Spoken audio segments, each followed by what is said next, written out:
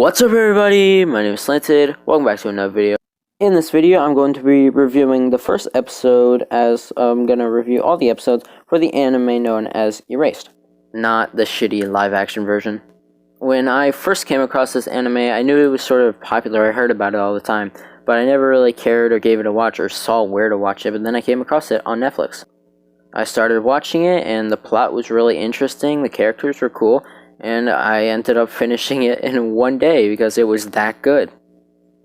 And now I've also rewatched it like 3 times. And now Erased is probably in my top 5 favorite anime of all time, and I've seen, well, kind of a lot of anime by this point. And I just knew immediately after I was like halfway through the series, oh, I have to review this, I have to make videos on this. So yeah, out later than sooner as I wanted to, but here we are, my review to Season 1, Episode 1 of Erased, as I plan to review all 12 in the future. I hope you enjoy the video. The episode starts out with us learning a little about our protagonist, as we learn he is sort of a manga writer or inspiring manga artist of sorts. He wants to be a writer for manga, but it's not good enough because he isn't digging too much into himself, which I guess he is scared of doing anyway. We then also find out that he works as a job, or a part-time job, as I'm pretty sure he wants to be a writer full-time, but he works at this pizza place with this other girl, as she calls him Fujinuma. As our protagonist goes on about how that's the only thing she really says to him, and she's weird and too young for him, then I guess there's something going on. Then we see a blue butterfly, and it's almost like he has a heart attack here. And then we're set back in time to before. These setbacks in times are usually used for Fujinuma to stop some sort of tragedy, or seek something out, or stop something in some way, shape, or form. He then seeks it out and gets a weird instinct while he passes the truck, so he decides to turn around and chase it. Then we go back to the kid we saw earlier who is about to cross the road, and this is actually the tragedy that they set him back in time to stop, more or less. There's also the fact that the driver is just completely unconscious. Fujinuma manages to stop the driver by pulling the steering wheel even though he's passed out, but he crashes into another car instead and hurts himself in the process.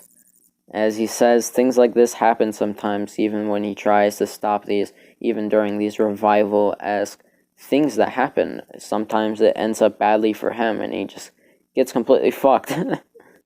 And then we see this childhood flashback to signify that his life is flashing before his eyes, as he kind of is dying here, in a way at least. Then we see an old childhood friend possibly, or something happened with this girl of sorts, as she just looks at him and he's like, huh? So obviously something happened, and then we're back in the present immediately, with him in the hospital, and there's this one girl again. Once Satoru is withdrawn from the hospital and heads home, his mom is there. And, well, she is usually not here. She doesn't live with them, so of course there's the question of, why are you here, Mum? Jeez. Apparently she was actually worried for him, which Satoru didn't really expect. Eventually, day turns to night, and they learn on the news that a young girl has been kidnapped, and his mom brings up something like this happening when Satoru was a child in his grade school. You remember back then? Back when? You were in 5th grade and something like this happened in the neighborhood. Do you remember that? It's okay if you don't. Us parents got together and decided the best thing was to try to get you kids to forget about it. You didn't know, but your life was in danger. As Satoru lays down, he tries to remember the past events, as he thinks and knows sort of now from his mom that there was a kidnapping and he didn't remember, but now he does. He remembers. As we get some more of Satoru's past, we learn about this other guy named Yuki, who's sort of his friend in the neighborhood. Yuki just wanted Satoru to have courage. He treated him like a real friend. But then one day, Yuki was framed for a kidnapping and a murder. As we know that some sort of tragedy happened when he was in grade school or 5th grade, this was that tragedy. His friend Yuki was framed for murder and a kidnapping. As we go back to the present and see that one blue butterfly that appeared last time when he had this revival, he gets it again, and you know that something bad is going to happen.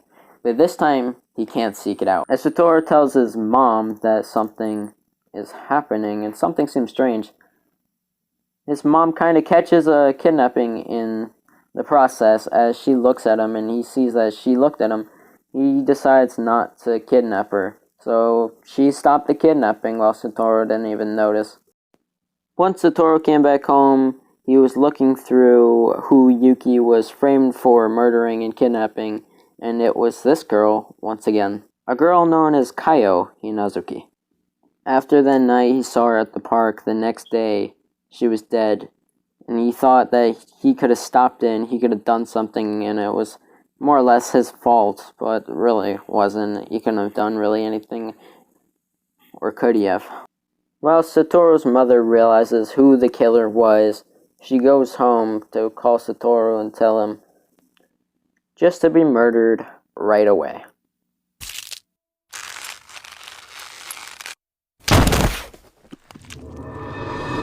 When Satoru arrives home to see his dead mother on the floor, of course this is a big sad moment. I felt so bad for Satoru, but then the maid girl or whatever walked in and she thought that Satoru was the one that killed her because he had blood on his hands.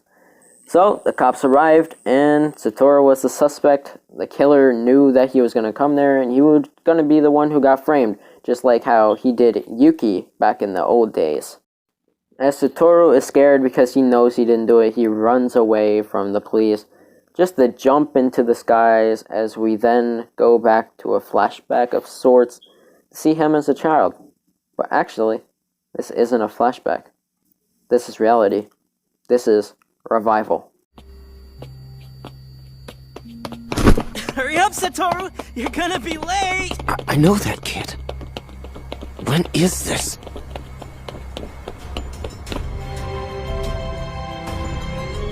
But then Satoru realizes this isn't like any other revival. He went all the way back to the year 1988, when he's still just a little kid. My theories as why he went back, other than why, well, obviously he was sent back to help his mom and stop his mom from dying, but obviously there's a bigger reason, because why would he be sent back all of these years? And that would be to stop Yuki from being framed and catch the real kidnapper, murderer of, and just save the other girl. Stop that girl who was at the park alone that night before she gets, mass murdered by some killer dude. But yeah, that's going to be all for my review to episode 1 of Erased, the anime. Until the next episode I review, which will probably be sometime later on, a new series to review. This is going to be real fun. This show is goddamn amazing. I love this. So be prepared for more reviews. But yeah, that's going to be all. If you did enjoy the video, please leave a like and subscribe. I'll see you guys in the next one, whenever that is. My name is Slanted, and peace out.